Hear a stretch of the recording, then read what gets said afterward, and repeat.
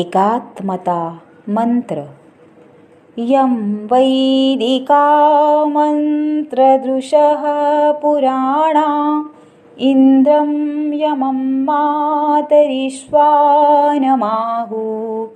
वेदान्तिनो निर्वचनीयमेकं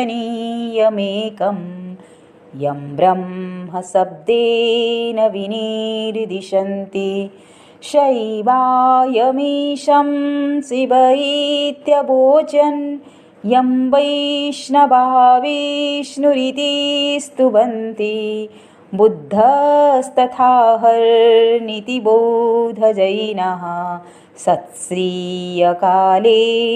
च सिक्खसन्तः शास्त्रेति केचित् प्रकृतिः कुमारः स्वामीति मातेति पितेति भक्त्या यं प्रार्थयन्ते जगदीशितारं स एक एव प्रभुरद्वितीयः।